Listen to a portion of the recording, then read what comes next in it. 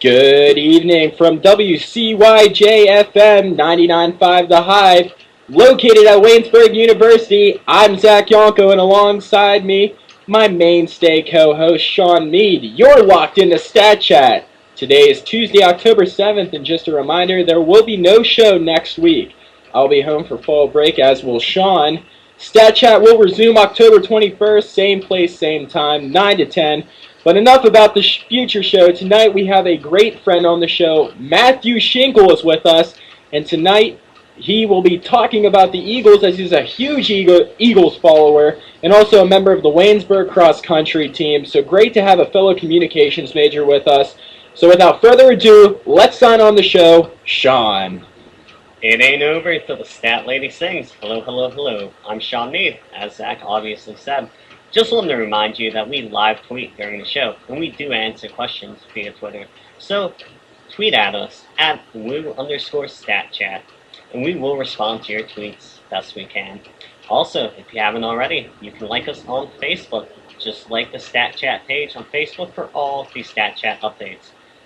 Also, just want to take this time to thank all of our listeners out there from all over, from Waynesburg, Elwood City to Johnstown, to Pakistan, where one of my friends tunes in at. You guys make the show possible. Now, time to take a look at our first segment, the scoreboard. So, for baseball, our beloved Pittsburgh Pirates are now out of the playoffs with a loss to the wild card game on Wednesday. Now, Zach and I were both at a sympathy meeting in Pittsburgh during the game, so we didn't get to watch it live. But we did get to tune into it on the radio. We actually started listening right as they hit the full-on grand slam. Crawford hit that. Brandon Crawford hit that grand slam. Started the fourth inning, and we're just driving. We're like, this is pretty upsetting. Might as well just turn around now. But we were a little off with our prediction last week, right, Zach? Yeah, I was really off with my prediction. Yeah, I personally thought it'd be a close game, but it ended up being 8-0 with the Pirates losing. So the crowd actually went pretty silent after that because no Southern lost to the Pirates. And we had a friend at the game.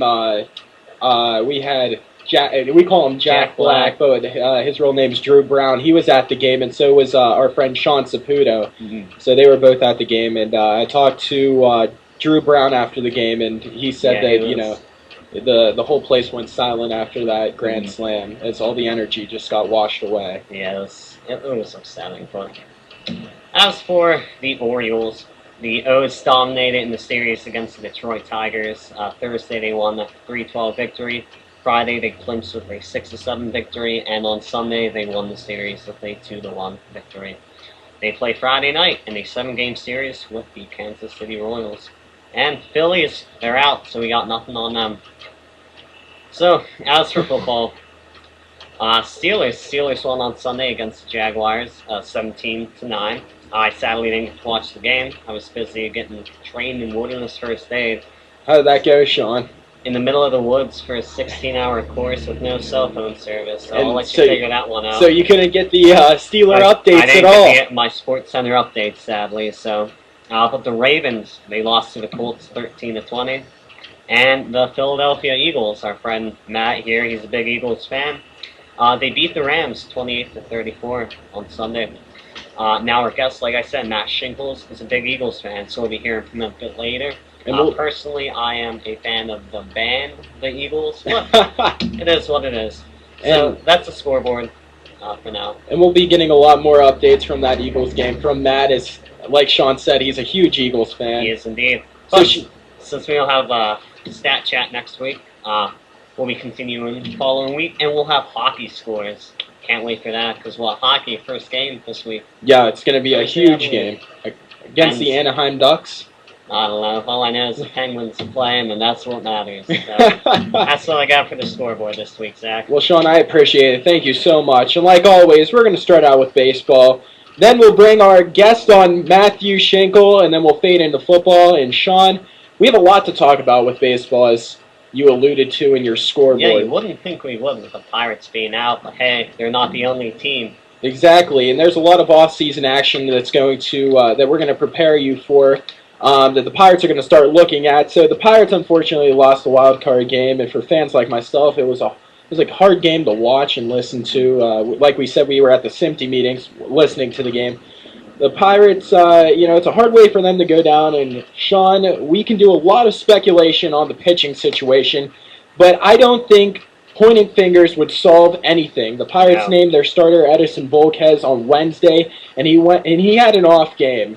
Now, another option the Pirates could have gone with is to not pitch Cole over that past weekend and would have given him the start instead of Edison. And like I said, Edison had an off game before going into the wild card game. Sean, I heard actually when I was listening to the radio, Edison Volquez had 21 consecutive innings without giving up a run for the Pittsburgh Pirates, and I think you heard that also. So, I did.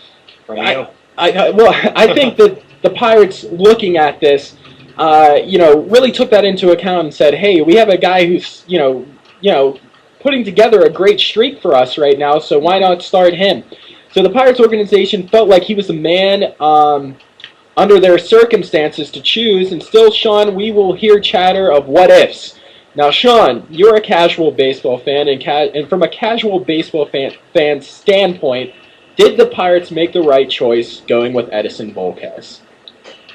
To be honest, I thought they did, but like we saw, it might not have been the right choice. But it's a whole game of what if. You do this, you do that. You can never be certain of what will happen. Too many deciding factors. Now, Sean, before you continue, I want to throw a little bit of statistics in there with Edison Volquez. During the regular season, he was 13-7 with 140 strikeouts. Do you think the Pirates looked at these numbers and said, "Hey, these aren't bad numbers," and that's the reason they went with him, because they saw that his progression throughout the season was decently put together. Mm-hmm. And the Pirates do have a habit of getting pitchers who are older or washed up. Yeah. And Sean, I think the next question I want to ask you is: do you see the tactic of getting veteran pitchers rather than trade for young pitchers practiced in the future? I feel like with these older players, obviously they're going to wear out their time a lot faster than the younger players. So if the Pirates would get, say, probably a guy with 25, something like that. Yeah, they had the chance for David Price during the trade deadline, before the trade deadline. They pulled out of that deal because they felt like their pitching core was already well on their way. And, the whole thing with Garrett Cole is he was injured for most of the season, so the Pirates didn't see the production that they wanted out of Garrett Cole. Yeah. But the Pirates have also went out and got Lariano. He was up there in age because he spent his time with the Minnesota Twins. Mm-hmm. And I really think that the Pirates, try to look at the veteran talent during, off-season time and see if they could pick up one for a quick buck, if you want to say. Quick buck, because it's funny talking with bucks. But I'm on a roll tonight. The thing is, the Pirates' catching has been fantastic. You look back at Ryan Domit and now Russell Martin. Yeah. The catchers have really come through with the Pirates' pitching. And when they got A.J. Burnett, the reason they picked up Russell Martin is because A.J. Burnett had a wild pitching style, and Russell Martin had a great arm to catch stealing runners. And with A.J. Burnett's windup, it took a lot of time, and it gave a lot of time to good base runners, D. Gordon from the Dodgers, players like that. Yeah. And that's why they brought Russell Martin. From a statistical standpoint, they wanted to cut down on steals, and I'll get to this later, but I'll give you a percent right now. Russell Martin got out 39% of base stealers, which is pretty good for a catcher ratio from a runner stealing and a runner getting out on a stolen base. So that's why the Pirates really look at their veteran pitchers, because they know they can produce wins, because they have in the past. Yes. And their catchers really improve their veteran pitching core.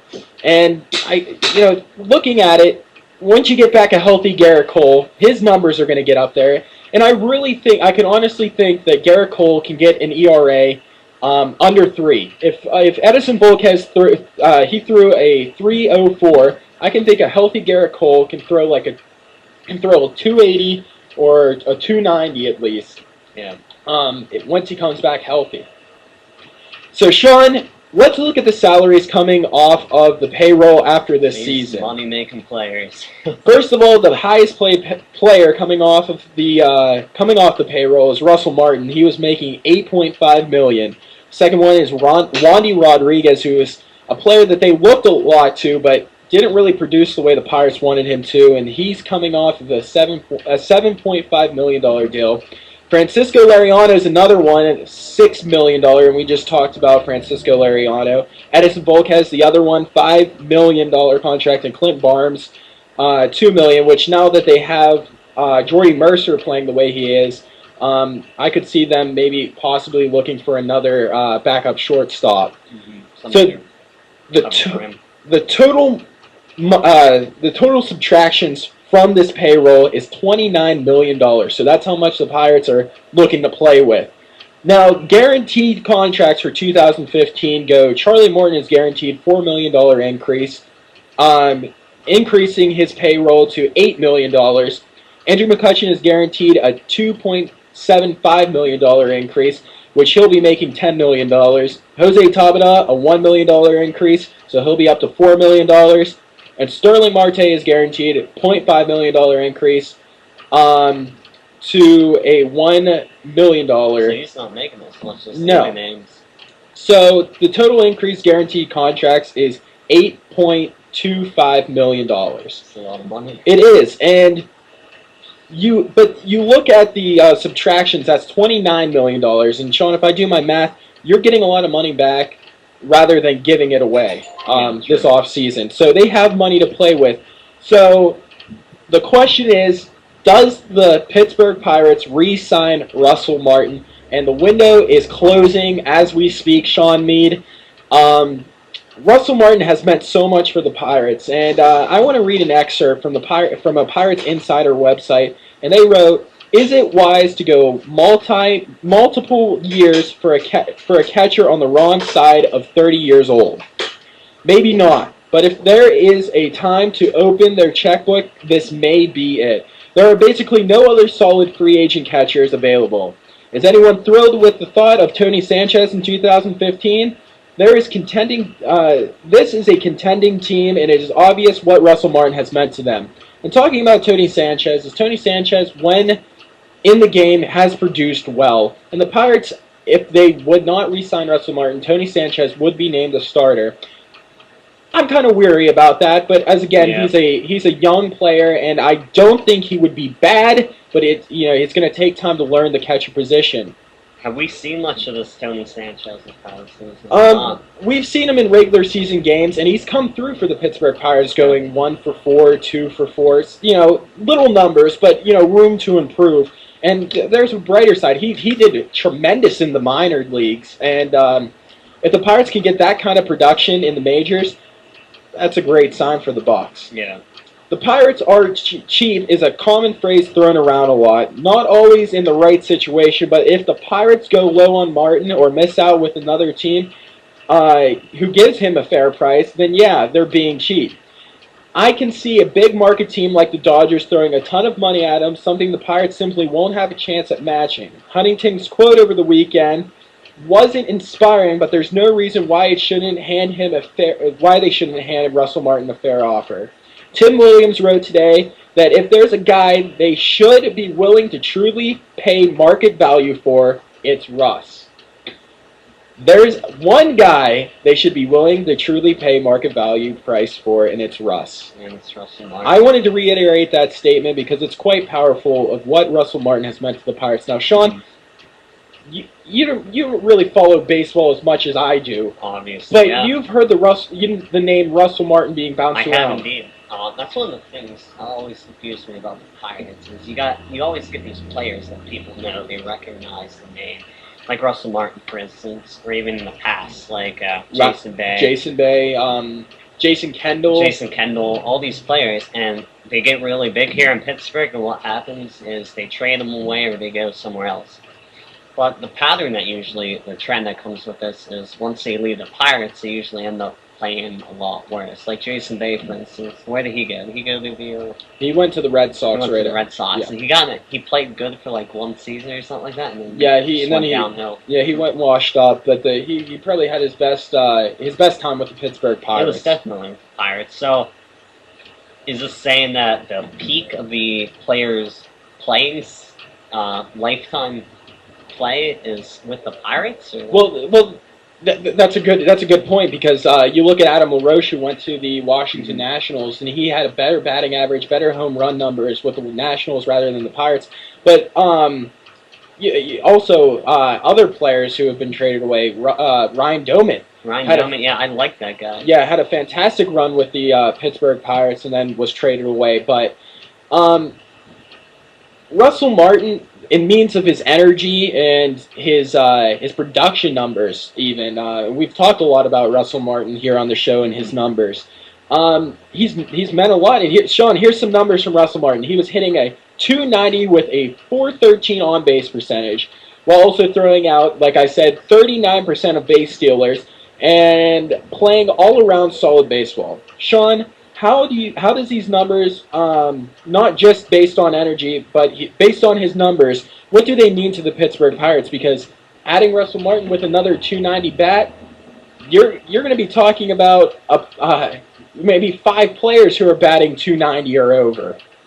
Mm-hmm. That's a fantastic picture for the whole Pirates organization. You'll have Andrew McCutchen coming back, hitting over 300. If Sterling Marte can get his numbers up, surely he could hit over 300. And Polanco will be in his next season. He could hit over 300. So it's all, it's trying to acquire players who are consistent. And I really think Russell Martin can have another or 2 years of consistency. Definitely. I'd like to see him on the Pirates more, but...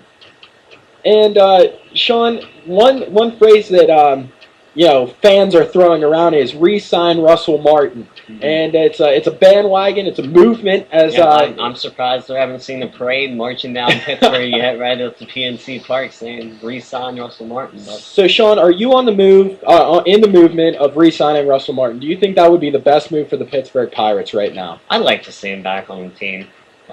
Just based on his energy and what he has put together, I agree with you, Sean. But again, it seems like it comes down to that thing that makes the world go round, which is money. Money, exactly. And Russell Martin always said he was about the dollar, but if you look at his emotion in the last few games of his, maybe his last few games with the Pirates, he really showed passion for playing for the city of Pittsburgh, tipping his cap after that home run. Against the Brewers, he tipped his cap to the fans, and I really think the fans appreciate the play of Russell Martin. So, Sean, if I'm gonna throw up a question. So, if you think if you are on the Russell Martin movement, tweet us of why they should re-sign Russell Martin on our Twitter page. We would love to read some of your tweets of why or why not they should re-sign Russell Martin. Remember, our Twitter page is @woo_statchat. And, Sean, I say the Pirates have a 10% chance of re-signing Russell Martin. That's my 10% chance. 10% chance, and I think that 10% chance is going to come down to his inner self telling him, this place is for me. It's not going to be anything the Pirates can say to him. It's going to come down to him just sitting down with himself. So that I think that's the Pirates' last hope is, did he enjoy his time here in Pittsburgh? I mean, we got the best fans, or the Pirates rather have the best fans. We always see the Pirates fans going wild, except at the other night after that Grand Slam. Yeah. But Pirate fans, and even Steeler fans, Pittsburgh, the city of champions and stuff like that. It's unbelievable. So hopefully he realizes that, hey, people want him here. Hopefully they see that and understand that. Absolutely. And so, Sean, what's your prediction? Will the Pirates re-sign Russell Martin? I hope. You hope. I hope they do, but like I said... do you have a percent chance that the Russell Martin, or are you going to go with my 10%? Well, let's see. 67% of all statistics are made up. So let's go with like 14%. 14 is a pretty solid number. Sounds great. So if you have your percent, or if you have the Pirates will or won't re-sign Russell Martin, tweet us @woo_statchat. And we would love to hear your feedback and maybe why he would come back to the Pittsburgh Pirates. So give us your thoughts. And Sean, Pittsburgh newspaper wrote this, and I like how this is worded. Perhaps Russell Martin is the type of player the Pirates should be willing to overpay for. Indeed, beyond what he can be measured as, I've grown strongly to appreciate the intangible value that Martin brings to the team. Every pitcher on the staff credits Martin with making him better, and that goes back to the pitching staff. You know, what Russell Martin means to the pitchers of Pittsburgh. So, Sean, for Baltimore, the Birds are facing a team coming off a dominant 4-game playoff winning streak and a sweep of the Los Angeles Angels. Even against the gritty Royals, the Orioles have confidence after downing 3 straight Cy Young winners against the Detroit Tigers. With Game 1 set to begin on Friday night at 8 o'clock, give us your final score predictions via Twitter. So, if you want to tweet us in your final score predictions of this first game against the Kansas City Royals. Sean, you have something? Yeah, I have a tweet here from @Derek_Diesel. Sure. Asking us, do you honestly think Huntington will pay Martin? #cheap. Tired of hearing about prospects. Tired of hearing about prospects. Well, Derek. Right now, I think Neil Huntington is going to look at the big picture. And he's going to say, what Russell Martin has meant to Pittsburgh, he's meant improvement to the pitching staff. And that's why the Pirates go after veteran pitchers, like I've said. And I think that could play into effect that, Neil Huntington's decision on should we overpay Russell Martin. Because I think the next best team that's going to make a pitch at Russell Martin is going to be the Los Angeles Dodgers, for the reason of they have the money there available. And could you imagine a team with their outfield and the catcher like Russell Martin? That would just make their team 10 times better to have a catcher of his caliber. So that's my prediction on what's going to happen with Neil Huntington and Russell Martin. Is he's going to look at the whole Pirates organization and see what's in the best ideals for them. Okay, hope that answers you, Derek. So, Sean, again, what's your game prediction between the Royals and the Baltimore Orioles? To be honest, I don't have an honest prediction. I haven't looked into which team will be batting what. Personally, I enjoy Baltimore. Okay. But coming from my childhood favorite team, it was Kansas City, mainly because my T-ball team, we had Kansas City Cats. Nice. So, it'll be a tough one. I'll say final score 5-4 in favor of Baltimore.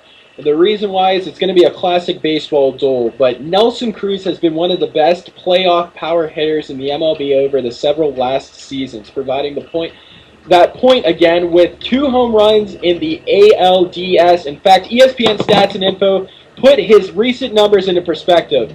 Most postseason home runs in the last 5 seasons goes to Nelson Cruz with 16, followed by Miguel Cabrera, who was just knocked out of the playoffs with the Detroit Tigers with 9 home runs, and Delman Young with 9 home runs. So I give the Baltimore offense some ups here based on Nelson Cruz's power numbers, and I think Nelson Cruz can come through for the Orioles, because currently Nelson Cruz is tied with Carlos Beltran for the 9th all-time in postseason home runs.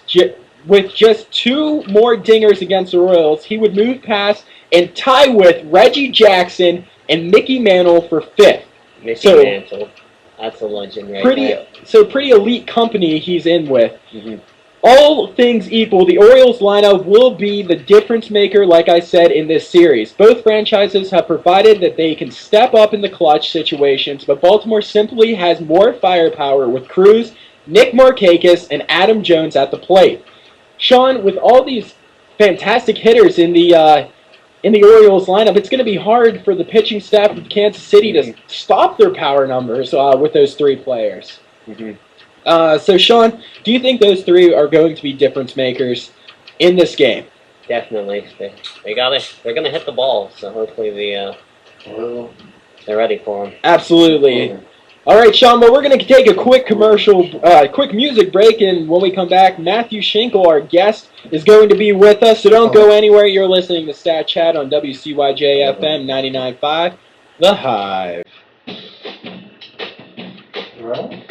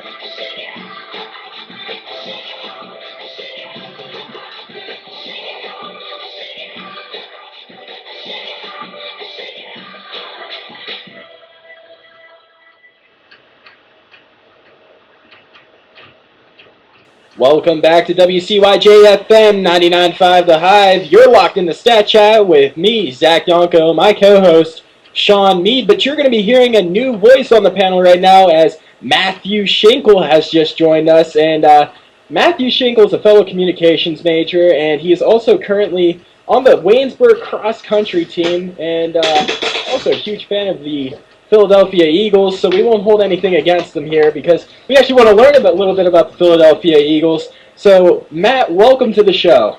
Thanks for having me on, guys.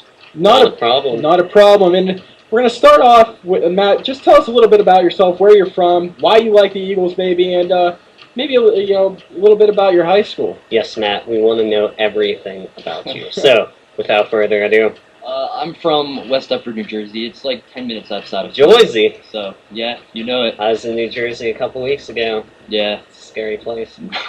North Jersey, I promise. I was actually right by the where they play hockey, that stadium, so it's pretty. Yeah. Hurry on, tell us more. Yeah, South Jersey. I'm like 10 minutes outside of Philly. Not as bad as everybody makes it out to be, you know. It's a good town. We got some good sports. Got some good teams out there. Absolutely. And Matt, you ran cross country in high school also. And can you tell us a little bit about the transition from high school cross country to college cross country? I was actually on the cross country team at Westmont Hilltop High School for 4 years. It's probably the most demanding, most difficult, I'll Yeah. say, sport out there, but it's a good time. So if you want to tell us about that transition. Yeah. In high school you're doing a 5K. It's 3 miles. I ran a 5K once. Yeah, once. Once. Yeah. It's it's long. You know, you get used to it after a while, and it's hard to go from doing a 5K every race in high school, jumping up to an 8K. So it's about 5 miles in college now. You have to step your mileage up a little bit. You have to take everything a little more seriously, nutrition wise, and training and stuff like that. Gotta hydrate a lot more, obviously. But it's fun. You know, you get used to it. You're already in the rhythm of the hard training. It's fun. I think the most entertaining part of cross country is before and after the race, going to invitationals, meeting other runners from other schools. Yeah. I know when I ran invitationals, they would always have food out there for us. Yeah. And you would sit down with your team underneath a tent, usually in your warm up still. Girls usually had their blankets and their favorite pillow pet with them. Yeah. So, but that's the part that really kept me into it and really kept me it kept the sport upbeat. It's not just running. It's a lot of social aspect to it. On the side. So that's what really kept me in it. So Matt, when did you start running cross country? I did it a little bit in middle school, maybe like 7th grade. Seventh, eighth, yeah. Yeah, I've been running for a while now. So. Okay. Are you also on the track team as well? Yes, I'm. I don't do long distance anymore. I started doing hurdles. So Okay. yeah, Jumping. 400 hurdles, 110 high hurdles. So Now, this is a question between, was it cross country is more or less long distances, right? yeah. And then track, you're doing a lot more short distances. What do you prefer running? Because I know a lot of my friends, I have a couple of friends back home, Dan and Thomas, they were both cross country and they did track as well. The one preferred long distances as opposed to like keeping a good pace, and then the other preferred like doing the short, run as fast as you can. Can't catch me, some gingerbread man, stuff like that. But yeah, how do you feel on that? Well, it's different, because I again, like I said, I do long distance I do cross country in the fall, and then winter and spring track I move over to sprints for hurdles, and it's different. I would probably have to say I prefer sprints. Okay. I'm 6'2", I'm tall, I have long legs. They probably try to recruit you for the 400. Yeah, sprinting is definitely something I'm better suited for. It's definitely something I'm better at. Right, Good. and we just had a tweet in from MCYONKO, and that's actually my dad, and Mark Yonko strikes again. he made the joke that cross country is called, the quote goes, "Our sport is your sport's punishment." Yes. Because when you're in basketball, you get punished, you're running laps, but in cross country, you're running laps regardless. That's your thing. Like, hey, you're punished. Like the punishment in cross country should be like, hey, go kick a field goal or something like that. That should be the real punishment. Yeah. That's every runner's favorite quote. Every runner's favorite quote right there. Yes. That's great. So you got a lot of notes with you right now. So Yeah. do you want to start us off with what the material you brought with you today? All right. So I got just a couple things. The Eagles right now are 4-1. They're leading the NFC East. And honestly, when you look at it, from everyone in Philadelphia's standpoint, you sort of expected a record similar to this. We expected them to play very good football, but they haven't really played very good football somehow. Yet they still have a 4-1 record. They've really managed to just fight their way, honestly, into the record they have right now. Foles hasn't really played as well as you would have expected him to. Do you think the transition of naming Nick Foles your starting quarterback has affected the scheme of this Eagles offense, or do you think it's consistently stayed the same way it was when you had players like Michael Vick as your starting quarterback? Well, I think the whole the whole transition Chip Kelly made with the organization really helped. It kind of hurt, watching Michael Vick. He was really good for us, that good year or two. But Nick Foles definitely was the right man to step into the organization and the movement that Chip Kelly has brought us under. Yeah. And I honestly think Nick Foles has one of the most powerful arms in the league, and he's a crafty quarterback as well. Stays on his feet, doesn't usually leave the pocket as much. Yeah, he's not really a runner. Exactly, and he's that kind of classic style quarterback, and I think that's what a lot of people appreciate about Nick Foles. Yeah, he's a very smart quarterback. He's not the fastest. He's not going to, it's hard to go from Michael Vick to Nick Foles. He's not that kind of quarterback. He knows he's a smart quarterback. It's just the best way to put it. He knows what he's looking for. He knows where the receivers are going to go, and he just knows where to put the ball every time. And when you have a quarterback like Nick Foles and a running back like LaShawn McCoy, that's like a dynamic duo right there. Yeah, you would think they would have done better. LaShawn McCoy, surprisingly, isn't performing as well as we would have expected him to. He's definitely not playing like the top 3 running back he was at this point last season. Right. Come last season, I'm sorry here. No, that's you're good. Yeah. Last season, by this time last season, he had 514 rushing yards and 3 touchdowns after 5 games. This year, he nearly has half as many rushing yards with 273 and only 1 touchdown. Again, last year, he was definitely a lot more of a premier running back. He was averaging about a little more than 5 yards per attempt, and this year it's below 3. He's not really performing as well. Do you think that's just a slow start, or do you think that McCoy can up his performance in future games for the Eagles, or do you think that it's just a fluke season for him? It might be a mix of the two, honestly. The offensive line is definitely a little hurt right now. Before the season even started, Lane Johnson was suspended for 4 games due to PEDs, and there was one point in the Washington Redskins game, I believe that was week 3, that they didn't even have a regular season starter from last season on the offensive line. I think it was the last quarter and a half. Was that the game they lost, or? No, they lost game 4. They were able to win that one by a field goal. Yeah. Game 4 was the one they lost. Yeah, that was rough. And when you have a hurt offensive line, that just affects your whole offense, whether that will be creating a pocket or the run game. The best running back has probably the best offensive line in the league, and I love using that quote because it comes down to every man on the team, and it comes down to the offensive line to produce. You look at Marshawn Lynch. I mean, his offensive line really brought him as a power running back. The blocking up front for the Seattle Seahawks, and you're also a Seahawks fan a little bit. Yeah. I see your Seahawks jersey on, but when you have a hurt offensive line, it's going to affect your running game just a little bit. You could have the most premier running back in the league, but still, he's not going to be up to the caliber he's supposed to be if you have a hurt offensive line. Yeah, and that's exactly what the Eagles have in LaShawn McCoy. They have a premier running back. He's definitely been one of the best running backs in the league the past, maybe 2-3 years. And he's just had trouble this season, and it's helped the whole Eagles offense that they have both him and Darren Sproles in the backfield.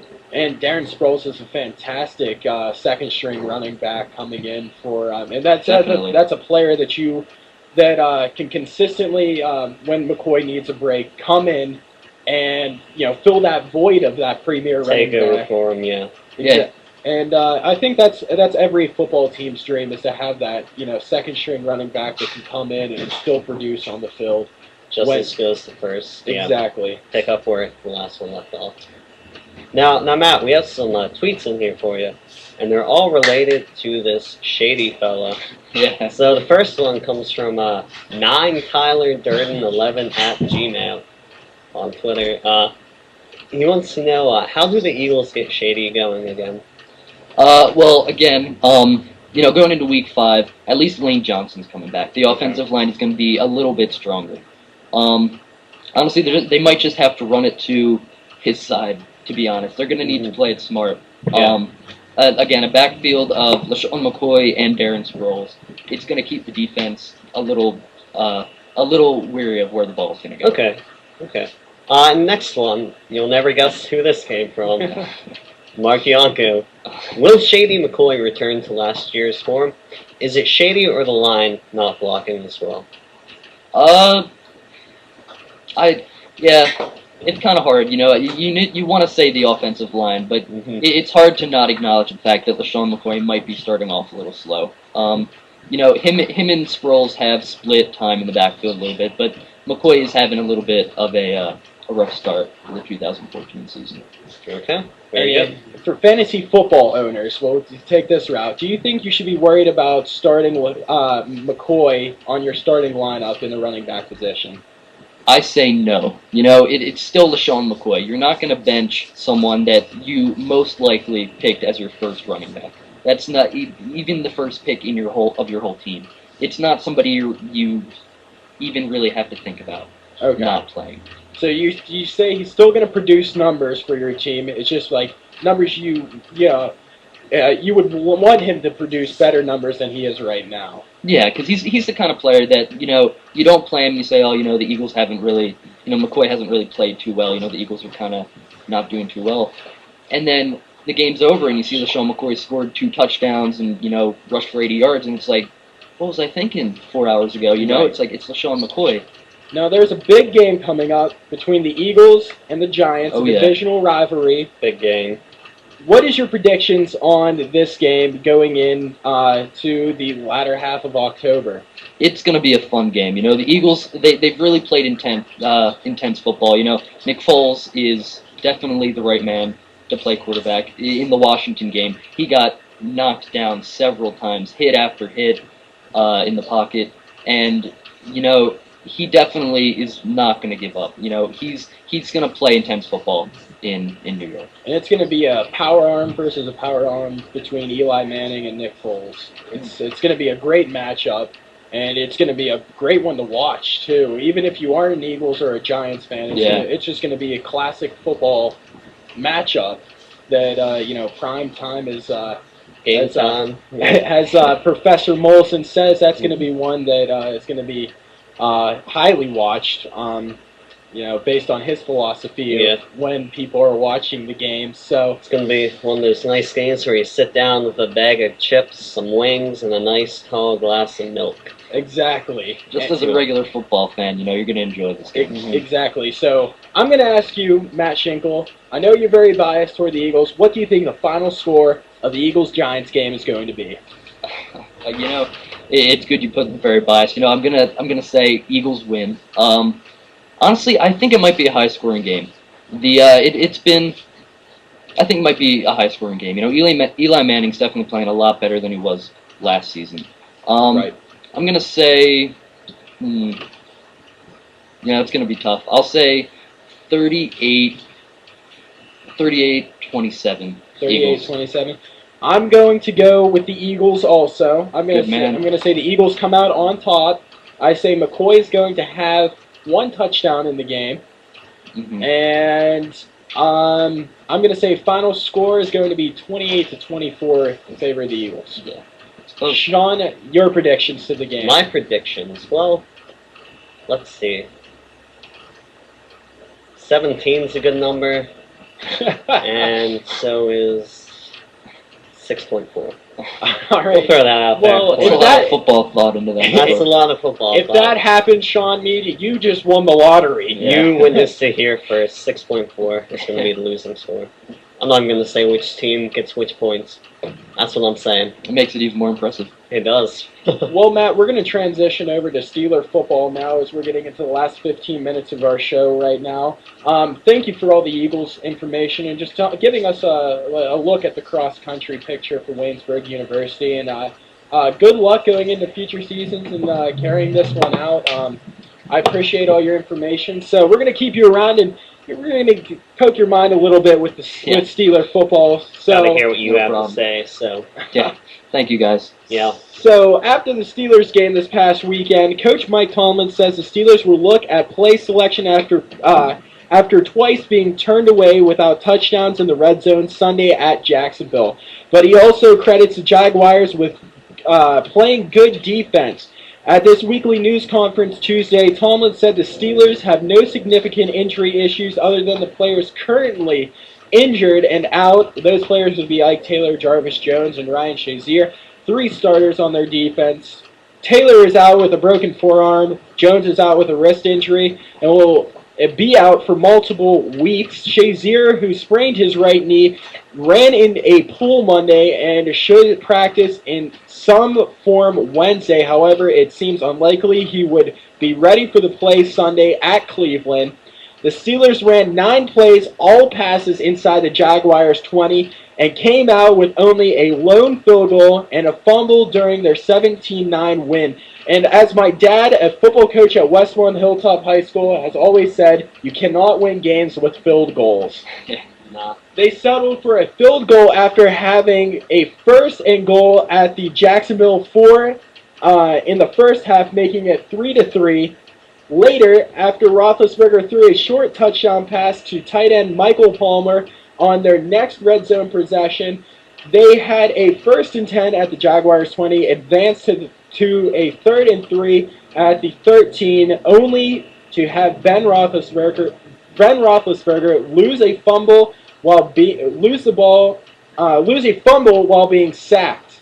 Sean, Matt, thoughts on the Steelers' offense going into Cleveland? Do you think Mike Tomlin's going to be playing it smart on the ground and look at their passing game and look to run the ball more with Le'Veon Bell and Blunt? Mm-hmm. Blunt and Bell, like fantastic players we've been having. Hopefully they run them more, get them going, get them to score some points. So It's funny. They have a similar backfield. You know, Le'Veon Bell and LeGarrette Blount. They're both very good running backs in the NFL, and they have the same opportunity the Eagles do, that they can play them both very smartly in the NFL, and they can definitely confuse the defense. Absolutely, and looking at the game, Mike Tomlin isn't pleased with the outcome of the game. Of course, the Jaguars are probably deemed as the worst team in the NFL. Yeah. And the score is kind of unacceptable in the terms of the Pittsburgh Steelers being a powerhouse offense and defense in the league. And just looking at some of the Steelers' stats so far in the season, they're averaging 22.8 points a game. That's ranked 18th in the league. Total yards for them is 404. That's ranked 4th in the league, which is a pretty good stat for the Steelers. Their passing yards, they're averaging 266.8 yards a game. That's ranked 8th in the league. And rushing yards, 137.2, ranked 7th in the league. So, Sean, what do you think the biggest weakness for the Pittsburgh Steelers are for this season so far? Do you think it's their passing numbers or their running numbers? I feel like the running numbers, definitely. I mean, we've run the ball a couple good times, but the other times don't quite equal out to making up for it. Plus, with that, even on the passing side of the ball, Antonio Brown is definitely Antonio Brown is a very good receiver in the NFL. I remember he has an NFL record now, doesn't he? It's like most consecutive games with more than 5 receptions. Correct. It's amazing. He's a stellar player. He knows how to get open. He knows how to make big plays. Yeah. And thinking about it, going into Cleveland next week, I think the Steelers shouldn't take the Browns lightly. They beat the New Orleans Saints, and the New Orleans Saints, a formidable opponent. The Steelers shouldn't just overlook. And I think that's what Mike Tomlin was alluding to with his post-game announcements, was we're going to look at our offense, and we're going to tweak the little things that I didn't like. And I think that's going to start with the passing game. Antonio Brown seems to be their key receiver, and maybe they should get a few more guys involved or give them some more touches in practice just to see how it pans out. So, guys, what do you think your final score thoughts are for the Pittsburgh Steelers and the Cleveland Browns? We'll start with Sean. I'll actually throw out real prediction numbers this time. Let's go with 26. Yeah, 27. 27-14. All right, Matt. I don't have a score, but I definitely like the Steelers over the Browns. The Steelers look like a more complete team to me. And if they play the game that they did in the first half of the first meeting between the Cleveland Browns and the Steelers, I think that would be a fantastic, a fantastic way to come out and play a full game. The Steelers fell apart in the second half, giving up tremendous yards and maybe almost gave the Cleveland Browns a chance to win the game. So I really think if the Steelers come out, play formidable offense and a formidable defense, they'll run away with this game. I would say final score 28-7. Yeah, I just hope the Steelers don't take the Browns too lightly. But we do have a question here from @TAntal337 saying, from my brother, do you think the Steelers' offense is a top 5 offense in the NFL? Well there, Ben Antal. To be honest, yeah, I think they can hold up for it. They can play decent enough, but no, not top 5. Maybe number 6, but not quite top 5. So, what's your prediction, Zach? You got anything? Can you restate the question, please? Yeah. Do you think the Steelers' offense is a top 5 offense in the NFL? I say the Steelers aren't a top 5 offense currently, but I think they can be that with the running backs Le'Veon Bell and LeGarrette Blount. I really think that having those two as running backs, having your power back as Blount, and having your speed back as Le'Veon Bell, you can be a top 5 offense. And Antonio Brown, I think, is probably maybe top 3 receiver in the league. Just the work he has done for the Steelers has been fantastic. Individual players have definitely made a difference, but overall, not quite so much. Yes, and I really think the Steelers can make a statement on offense if those 3 players play to their optimal level. So we're going to bring a good friend on to the mic on Matt McDermott, who I actually went to church with on Sunday, and great kid. And he has a show on after us, so we just want to highlight Electric Sting Radio. I listened to it last week. I loved it. So, Matt McDermott, what is Electric Sting Radio? Well, I just want to say thank you so much for inviting me on. I know we talked about this, and I was like, oh, no, you guys don't have to do this, but you insisted. So Electric Sting Radio, pretty much what I've been doing is it's a new show this semester. I talked to Brandon Rinelli about it a lot last year, and we had the idea, but we just needed some gear. And pretty much what it is I bring in turntables and I mix live on the show. And for the first hour, it's all revolved around dance music, and I take, the top dance music from all sorts of different charts. Like if you look at like Billboard charts or websites like Beatport or different music blogs, whatever people are saying is hot right now. Yeah, exactly. That's the first hour, and then the second hour I will pick a genre of my own choice and play only music from that genre, and I prep it beforehand, and I don't tell people what it is until that moment. So last week I did disco, and then this week I have one, but obviously not going to say it now. Yeah. But no spoiler alerts. Spoiler alert. Spoilers. Can't say that now. Yeah. So Matt, is it like do you remix songs and stuff like that? Is that what it is? Well, I personally am not so much into music production, but pretty much what I'll do is I'll go out and find. You'll find the stuff. I'll find the stuff, whether it's original mixes or remixes or mashups that people are making, and then I bring all those together, and I see what fits. What you can mix into each other. You can sometimes take the instrumental and then the vocals of 2 songs and mix them together and see how that sounds. So unfortunately I haven't gotten into music production. That's been just a big project that I've been wanting to do, but it's really tough, time restrictions and everything. Yeah. I mean, some people go to school for that. That can be like a whole nother major, and that's just that's not where I'm at right now. But what I'm doing, though, I love it, and I think it's a lot of fun. I know I got some good feedback last week, so... I know we listened in, so... Yeah, hey, thank you so much. Not a problem. So we just want to bring Matt McDermott on the show to give us a little insight of our next show on WCYJ FM, The Hive. Goes on right after us every week on Tuesday at 10, right? Yep. Yeah. Good stuff. So we want to thank all of our listeners tonight tuning in to Stat Chat, and we also want to thank Matt Shinkle for being with us, and also Matt McDermott. Two Matts in one room. Yeah, 2 Matts in one room. It's like Matt and Matt in the evening. But we just want to thank everyone for giving us such positive feedback on Stat Chat, and we'll continue to update our Twitter and Facebook page. So with all that said, we will not be here next week as it is fall break. We'll be here the following October, which is October 21st. So Sean, with all that said, let's end the show. That's all, folks. See you guys in 2 weeks. Bow break, let it come down, crash.